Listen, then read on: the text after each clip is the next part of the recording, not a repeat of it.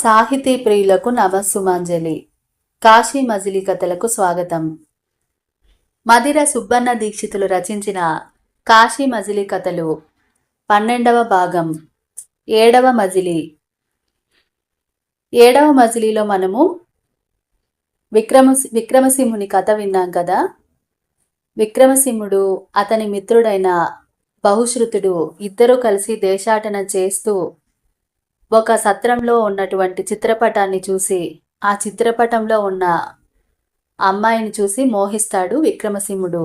ఆమెను వెతుకుతూ వెళ్తుండగా విక్రమసింహుని ఒక క్రౌంచ పక్షి క్రౌంచ ద్వీపానికి తీసుకెళ్తుంది. ఆ క్రౌంచ ద్వీపంలో ఆడవాళ్ళందరూ ఎంతో అందంగాను, వాళ్ళు చేసే పనులు చాలా రాక్షసంగాను ఉంటాయి కదా. అక్కడున్న మగవాళ్ళు మాత్రం వికృతంగా కోతి మొహంతో పొట్టిగా నల్లగా ఉంటారు. అందుకని అక్కడున్న స్త్రీలందరూ విక్రమసింహుని చూసి మోహిస్తారు. అందరూ వంతులు వారుగా అతనితో కాపురం చేసి పిల్లల్ని కంటారు. తర్వాత అక్కడ ఉన్న మగవాళ్ళందరూ ఈర్ష్యతో విక్రమసింహుని చంపదలుచుకుంటారు. కానీ చాకచక్యంగా విక్రమసింహుడు అక్కడి నుంచి తప్పించుకొని తిరిగి బహుశ్రుతుని కలుసుకుంటాడు. అక్కడి వరకు చూశాం కదా. మరి ఆ తర్వాత విక్రమసింహుడు తాను మోహించిన పురుషద్వేషిని ఎలా కలుసుకున్నాడో చూద్దాం. పురుషద్వేషిని కథ. విక్రమసింహుడు బహుశ్రుతుడు ఇద్దరు కలిసి ఆ సరోవరం వద్దకు వెళ్ళారు కదా. అంతలోనే పురుషద్వేషిని జలకాలాడటానికి వస్తుందని, పురుషులు ఎవరైనా ఉంటే దూరంగా పోవాలని చాటింపు వినబడింది. ఇద్దరూ కలిసి సరస్సు ఒడ్డున ఉన్న ఒక చెట్టు కొమ్మల్లో దాక్కొని చూడసాగారు. స్త్రీలు బంగారు పల్లికి మోస్తూ అక్కడికి తీసుకొని వచ్చారు. ఆమె పల్లకి దిగి ఆ సరస్సులో దిగి స్నానం చేస్తూ ఉంది. ఆమెతో పాటు వచ్చిన ఆమె స్నేహితులు మంజువాణి, మిగిలిన చెలులు అందరూ కూడా ఇలా సంభాషిస్తూ ఉంటారు. ఎంతో చక్కగా ఉంటుంది కదా పురుషద్వేషిని. అసలు పురుషుల్ని ఎందుకు ద్వేషిస్తుంది, యవ్వనాన్ని ఎందుకు వృధా చేసుకుంటుందో అంటూ మాట్లాడింది మంజువాణి. మిగిలిన సకులంతా మాకు తెలియదు కానీ తెలుసుకోవాలని చాలా కుతూహలంగా ఉంది, అడిగి తెలుసుకుందామా అని అన్నారు. దానికి నువ్వే సమర్థురాలివని మంజువాణిని ముందుకు తోశారు. ఆమె అప్పుడు పురుషద్వేషిని దగ్గరికి వెళ్ళి, సఖి నీళ్లు చల్లట ఆపు, నీతో కొంచెం మాట్లాడాలి. నీ ప్రాణ స్నేహితులమైన మాతో కూడా చెప్పకూడని రహస్యాలుంటాయా? అసలు నువ్వు ఎందుకు పురుషుల్ని ద్వేషిస్తున్నావో ఈరోజు చెప్పాల్సిందే అని పట్టుపట్టారు. పురుషద్వేషిని చెప్పడానికి అంగీకరింపకపోయినా వాళ్ళందరూ కూడా తమ స్నేహం మీద ఒట్టు వేయడంతో పురుషద్వేషినికి తన గతం చెప్పక తప్పలేదు. అప్పుడు ఆమె తన కథని ఇలా చెప్పసాగింది. నాకు పూర్వజన్మ స్మృతి ఉంది. పూర్వజన్మలో నేను ఒక రత్నాల వ్యాపారి కూతుర్ని. నా పేరు రత్నాంగి. పెళ్ళైన కొన్ని రోజులకి కాపురానికి వెళ్ళాను. నా భర్త మంచి కుటుంబంలోని వాడే కానీ ఎప్పుడూ జూదం ఆడుతూ తాత తండ్రులు సంపాదించిందంతా తగలబెట్టేవాడు. నేనెంత చెప్పినా వినేవాడు కాదు. ఒకసారి నా ఒంటి మీద ఉన్న నగలన్నీ ఇచ్చి అతన్ని విడిపించుకున్నాను. అలాంటి పరిస్థితి కూడా తీసుకొచ్చాడు. ఇంట్లో ఉన్న ధనం అంతా అయిపోయింది. అందిన కాడికి అప్పులు చేసేవాడు. ఎవ్వరికి మొహం చూపించలేని పరిస్థితి తీసుకొచ్చాడు. అప్పుల వాళ్ళు నిర్బంధిస్తుంటే చూడలేక అతన్ని తీసుకుని మా పుట్టింటికి వెళ్ళాను. మా పరిస్థితి తెలియక మా నాన్న ఎంతో గౌరవంగా చూశాడు. ఒకరోజు మా నాన్నతో నేను, నాన్న నీ అల్లుడు ఎంతో ధనవంతుడు కానీ కొన్ని రోజులుగా లక్షలు విలువ చేసి సరుకుతో బయలుదేరిన ఓడ ఇంకా తిరిగి రాలేదు. ఇప్పుడు అప్పుల వాళ్ళు నిర్బంధిస్తున్నారు కాబట్టి మాకు కొంత డబ్బులు అప్పుగా ఇవ్వమని అడిగింది. దానికి ఆ తండ్రి సంతోషించి, అవసరం లేదమ్మా, ఈ డబ్బు మీద నీకు హక్కు ఉంది, నువ్వు నాకు తిరిగి ఇవ్వాల్సిన అవసరం లేదంటూ కొంత డబ్బునిచ్చాడు. ఆ డబ్బులు తీసుకుని భర్తని పిలిచి ఇప్పటిదాకా చేసిన అప్పులన్నీ తీర్చేసి ఇంకెప్పుడు కూడా జూదం ఆడనని మాట ప్రమాణం తీసుకుంది. సరే అని ఇద్దరు కలిసి తిరిగి బయలుదేరారు. ఆ డబ్బుని జూదం ఆడటానికి ఇవ్వదని గ్రహించిన భర్త ఆమెను తోవలో ఉన్న ఒక బావిలో తోసేశాడు. అదృష్టవశాత్తు ఆమె ఒక మర్రి చెట్టు కొమ్మను పట్టుకుని వేలాడుతూ ఉంది. ఆ దారిన వెళ్తున్న బాటసారులు ఆమెను రక్షించారు. ఆ తర్వాత ఆమెను ఆమె తండ్రికి అప్పగించారు. తండ్రి అడిగినా కూడా ఆమె తన భర్త గురించి నిజం చెప్పలేదు. అడవిలో దొంగలు దోచుకుని మీ అల్లుని తరిమేసి నన్ను ఆ బావిలో పడేశారు నాన్న అని అబద్ధం ఆడింది. ఆ తర్వాత తను మళ్ళీ మొగుడు దగ్గరికి బయలుదేరింది. అప్పుడు కూడా తండ్రి కొంత డబ్బు ఇచ్చి పంపించాడు. పల్లకి దిగి వస్తున్న భార్యను చూసి ఆమె భర్త విభ్రాంతిగా చూశాడు. అప్పటికే ధనమంతా అయిపోయి జూదంలో ఓడిపోయాడు. ఎప్పటికైనా బుద్ధొస్తుందేమోనని ఆమె ఎదురు చూస్తూ ఉంది. ఆమె తెచ్చిన డబ్బులో కొంచెం మాత్రమే ఇచ్చింది. మిగిలింది ఇవ్వలేదనే కోపంతో ఒక అర్ధరాత్రి పూట భార్య గొంతు నలిపి చంపేశాడు ఆ దుర్మార్గుడు. పూర్వజన్మ జ్ఞానంతో ఇప్పుడు ఈ జన్మలో ఇంత గొప్ప రాజకుమారిగా పుట్టాను. అందుకనే మగవాళ్ళంటే నాకు అసహ్యం. మగవాళ్ళంతా దుర్మార్గులు, దుష్టులు. అందుకనే ఈ జన్మలో నేను మగవాళ్ళని చూసి ఇంత అసహ్యించుకుంటున్నాను.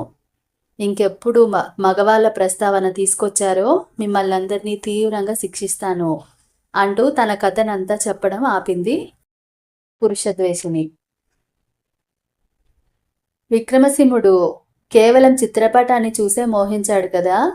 ఇప్పుడు కళ్ళ ముందు నిలువెత్తు రూపం కనబడుతుంటే మూర్ఛపోయినంత పని అయింది విక్రమసింహుడికి. కానీ మంత్రి కొడుకు బహుశ్రుతుడు మాత్రం ఆమె చెప్పిన మాటలన్నీ జాగ్రత్తగా విన్నాడు. ఆమె వెళ్ళిపోయిన తర్వాత చెట్టు నుంచి కిందకి దిగారు ఇద్దరు. వెంటనే పురుషద్వేషిని ఉండే ఊరికి చేరుకుని ఒక పూటకూళ్ళ పెద్దమ్మ ఇంట బస చేశారు. ఆ పూటకూళ్ళ పెద్దమ్మతో పురుషద్వేషిని గురించి అడిగారు. ఆమె తనకు తెలిసింది చెప్పింది. ఆ తర్వాత వాళ్ళ దగ్గర ఉన్న మణులు, మాణిక్యాలు, బంగారం అంతటినీ డబ్బులుగా మార్చేసి ఆ ఊరికి దగ్గరలోనే ఒక ఖాళీ ప్లేస్ ఉంటుంది కదా, ఆ ప్లేస్ని కొనుక్కుని అక్కడ ఒక పట్టణాన్ని నిర్మించినారు. ఒక కోటని, ఆ చుట్టూరా కొన్ని ఇళ్ళని నిర్మించి అక్కడ అందరికీ ఫ్రీగా ఉండేదానికి రమ్మని పిలిచారనమాట. అప్పుడు చాలామంది వచ్చి అక్కడ నివసించసాగారు. విక్రమసింహుడు తన పేరు వనితాద్వేషి అని పేరు పెట్టుకొని ఆ నగరాన్ని పరిపాలిస్తా కొంత సైన్యాన్ని కూడా సమకూర్చుకొని రాజచిహ్నాలతో పరిపాలించసాగినాడు. అతడు సింహాసనం ఎక్కిన నా పొద్దే ఆ పురానికి వనితాద్వేషి పరిపాలిస్తున్నాడని, ఆ వనితాద్వేషి మహారాజు ప్రతిరోజు సరోవరం దగ్గర జలకాలాడటానికి వెళ్తాడని, అప్పుడు స్త్రీలు ఎవరు కూడా బయటకు రాకూడదని, అట్లా వచ్చిన వాళ్ళు శిక్షింపబడతారని చాటింపు వేయించినాడు. అలాగే పత్రికల్లో ప్రకటనలు కూడా వేసి అన్ని గోడల మీద అతికించినారు. వాళ్ళ ఊర్లోనే గాక ఆ పురుషద్వేషిని ఉండే ఊర్లో కూడా అతికించినారు. ఆ నోట ఈ నోట పురుషద్వేషినికి కూడా ఆ విషయం తెలిసింది. కరెక్ట్గా పురుషద్వేషిని బయలుదేరే వేళకే వనితాద్వేషి మహారాజు కూడా సైన్యాన్ని వెంట పెట్టుకుని జలకాలాడటానికి వెళ్తాడనమాట. అప్పుడు ముందే చాటింపు వేయిస్తారు స్త్రీలందరూ కూడా దూరంగా వెళ్ళిపోవాలని. ఇలా పురుషద్వేషిని కూడా తను వెళ్తుంది కదా ఆ సరస్సు, అక్కడికి వెళ్ళాలంటే ఈ వనితాద్వేషి మహారాజు ఉండే ఊర్లో నుంచే పోవాలన్నమాట.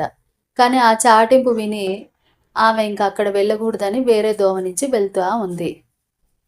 అప్పుడు ఒకరోజు ప్రజలందరూ కూడా రాజుగారి దగ్గరికి పోయి తమ గోడు వెళ్ళబోసుకున్నారు. మహారాజా, ఇంతకు ముందు అయితే మీ కూతురు స్నానానికి పోతుందంటే మగవాళ్ళు ఎవరున్నా బయట చేసే పని వదిలేసి ఇంట్లోకి వెళ్ళిపోయేవాళ్ళు. పులి మీద పిట్రలా ఇప్పుడేమో ఎవరో వనితాద్వేషి మహారాజు అంట, ఆయనకి స్త్రీలంటే పడదంట, ఆయన బయటకు పోయినప్పుడు స్త్రీలు ఎవరు ఉండకూడదంట. ఇట్లయితే ఎట్లా స్వామి, మేము ఎట్లా బతికేది? దీన్ని గనక మీరు మార్చకపోతే మేము ఇంకా మీ రాజ్యాన్ని వదిలి ఎక్కడికైనా వెళ్తాము అని చెప్పి ప్రజలందరూ కూడా రాజు దగ్గర మొరబెట్టుకున్నారు. దానికి రాజు, సరే ఈ ఈ సమస్యని నేను తీరుస్తాను తప్పకుండా అని చెప్పి పంపించేసి వనితాద్వేషి మహారాజుకి ఒక ఉత్తరం రాసి పంపించినాడు. ఆ ఉత్తరంలో ఏముందంటే, మా రాజ్యానికి ఒకసారి భోజనానికి రండి, మీ గురించి విన్నాము, మీతో మాట్లాడాలని ఉంది, అందుకని మా రాజ్యానికి ఒకసారి మమ్మల్ని కలిసి విందుని ఆరగించండి అని చెప్పి ఉత్తరం రాసినాడు. అది విని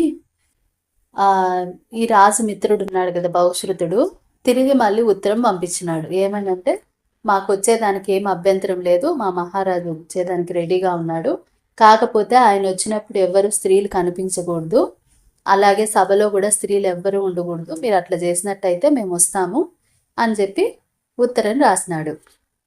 వెళ్ళే ముందర విక్రమసింహుడికి బహుశ్రుతుడు ప్లాన్ చెప్పినాడు, ఏం చేయాలా ఏం చేయకూడదు, ఎట్లా ఉండాలా జాగ్రత్తగా అని. దానికి విక్రమసింహుడు సరే అన్నాడు. ఎవరో వనితాద్వేషి మహారాజు అంట, ఆయనకి స్త్రీలంటే పడదంట, ఆ కథ ఏందో చూద్దామని చెప్పి చలికత్తెల ద్వారా విషయం తెలుసుకున్న పురుషద్వేషి మహారాణి కూడా ఒక రహస్య స్థలంలో కూర్చొని చూస్తూ ఉంది, క్యూరియాసిటీగా ఏం జరుగుతుందా అని. రాజుగారి ఆదేశం ప్రకారం ఆయన మంత్రి బహుశ్రుతుడితో పాటు అక్కడికి వచ్చినాడు. వచ్చి రాజుని మీట్ అయినాడు. అప్పుడు ఆ రాజు ఏమన్నాడంటే, మహారాజా మీరు ఎందుకు ఇలా ఉన్నారు? నిజానికి సృష్టికర్త తన శరీరంలో ఎడమ భాగాన్ని స్త్రీగాను కుడి భాగాన్ని పురుషుడిగాను చేశాడంటారు కదా, నిజంగా స్త్రీ పురుషులు ఇద్దరు ఉంటేనే కదా సృష్టి అనేది జరుగుతుంది, అలా లేకపోతే అసలు సృష్టి ఏమవుతుంది? మీరు మాత్రం ఎందుకు ఇలా ఉన్నారు? స్త్రీలు అంటేనే సహింపరు, దీనికి కారణమేమి చెప్పండి అని చెప్పి విక్రమసింహుని అడుగుతాడు రాజు. అప్పుడు మంత్రి ఏమంటాడంటే, బహుశ్రుతుడు, రాజా మీరు ఇప్పటికి నేను చాలాసార్లు అడిగినాను, ఇంతవరకు చెప్పలేదు, కానీ పెద్దవాళ్ళు అంతమంది అడుగుతున్నారు కాబట్టి మిమ్మల్ని ఈ వ్రతం మానుకోమని చెప్పట్లేదు కదా, కారణం అడుగుతున్నారు, దయచేసి చెప్పండి అని అంటాడు భయం నటిస్తా. దానికి విక్రమసింహుడు తనకేదో ఇష్టం లేదన్నట్టుగా నటిస్తా ఏం చెప్తాడంటే, నాకు పూర్వజన్మ స్మృతి ఉంది, పూర్వజన్మలో నేను ఒక వ్యాపార కొడుకుని, నాకు యుక్త వయసు వచ్చిన తర్వాత ఎంతోమంది అమ్మాయిల్ని ఇవ్వడానికి ముందుకు వచ్చినారు, కానీ నాకు అందానికి ఆశపడి నేను ఒక వ్యాపారి కూతురైన రత్నాంగిని పెళ్లి చేసుకున్నాను. పెళ్ళైన కొన్ని రోజులకు ఆమె కాపురానికి వచ్చింది. భార్య రూపవతి శత్రుహు అంటారు కదా, ఆమె అందమే నా దుఃఖానికి కారణమైంది. ఎన్ని నీతులు చెప్పినా సరే తనకి చాలా దుర్గుణాలు ఉన్నాయి, అవి మానుకోలేదు. కొన్ని రోజులకే నా తల్లిదండ్రులు కూడా మరణించినారు. ఇంటి పెత్తనం అంతా రత్నాంగిదే అయింది. ఇంట్లో ఉండే డబ్బులన్నీ అనవసరంగా ఖర్చు చేసేది. స్వల్ప కాలంలోనే నన్ను అప్పులపాలు చేసింది. నేను ఎంత చెప్పినా వినకుండా పుట్టింటికి పోతానని రెడీ అయింది. ఎంతో అపకీర్తి వస్తుందనే భయంతో నేను కూడా తనతో పాటే వెళ్ళినాను. వెళ్తా ఉంటే దోవలో నేను ఒక బావిలోకి తొంగి చూస్తా అంటే నన్ను బలవంతంగా ఆ బావిలోకి తోసేసింది. ఏదో దైవానుగ్రహం ఉండి బతికి బట్టగట్టగలిగినాను. సరే, నేను ఎంత చెడ్డా నా భార్య కాబట్టి వదలకూడదని చెప్పి మళ్ళీ నేను ఇంటికి పోయినాను. ఇంటికి పోయి చూస్తే నన్ను చూసి చాలా ఇబ్బంది పడింది. నేను ఎన్నో మంచి మాటలు చెప్పి చూసినాను, అయినా వినలేదు. ఒక అర్ధరాత్రి పూట నేను నిద్రపోతా ఉంటే నాకు తెలియకుండా వచ్చి నా గొంతు నులిమి చంపేసింది. నేను ఎంతో నీతి మార్గాన బతికిన వాడిని కాబట్టి ఈ జన్మలో రాజుగా పుట్టినాను. అందుకే నాకు స్త్రీలు అంటేనే అసహ్యము. అందుకనే నేను ఈ వనితాద్వేష వ్రతము చేపట్టినాను అని చెప్పి కథ అంతా చెప్తాడనమాట. ఈ మాటలన్నీ గోడచాట నుండి వింటాంది కదా పురుషద్వేషిని, ఆమె కదా గత జన్మలో రత్నాంగి. వెంటనే సభలోకి వచ్చేసి, ఆమె ఇంతవరకు ఎప్పుడు మగవాళ్ళ ముందుకు రాలేదు, ఎప్పుడు ఎవరు చూడలేదన్నమాట. సడన్గా ఆమె వచ్చేసరికి అందరూ ఆశ్చర్యపోయి చూస్తూ ఉన్నారు.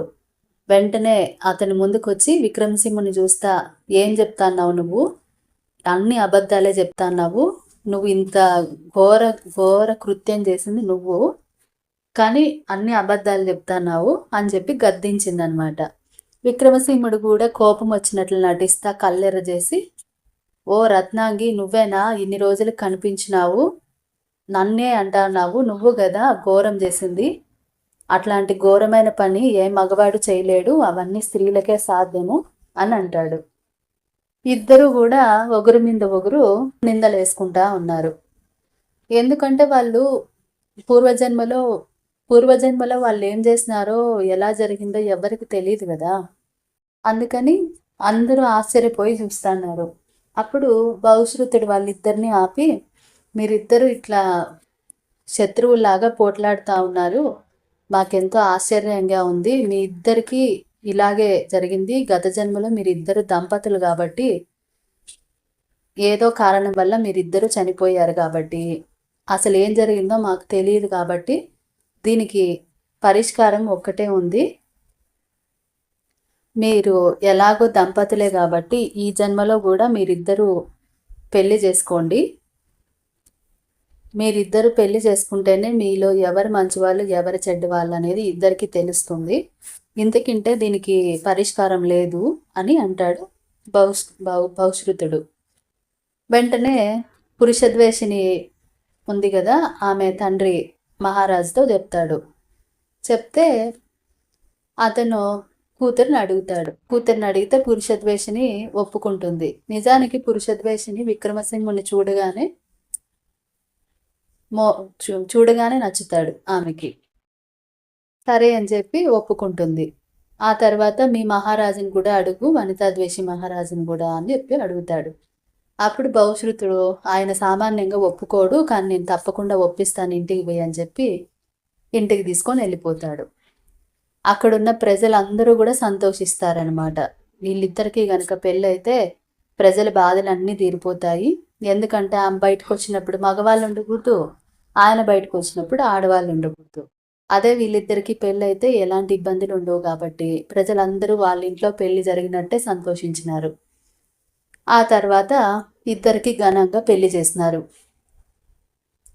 కొన్ని రోజుల తర్వాత వనితాద్వేషి మహారాజు పురుషద్వేషిని వెంట పెట్టుకొని తిరిగి వాళ్ళ రాజ్యానికి చేరి రాజసుఖాలను అనుభవించినాడు. అది ఆ చిత్రపటం యొక్క వృత్తాంతం అని చెప్పి మనసిద్ధుడు కథను ఆపినాడు. ఆ తర్వాత వచ్చే మజిలీలో ఎలాంటి కథ ఉంటుందో తర్వాత నెక్స్ట్ ఎపిసోడ్లో విందాం. మీకు కనుక కథ నచ్చినట్టయితే తప్పకుండా లైక్ చేయండి, షేర్ చేయండి, సబ్స్క్రైబ్ చేసుకోండి. అంతవరకు సెలవు తీసుకుంటూ మీ కల్పన బండారు.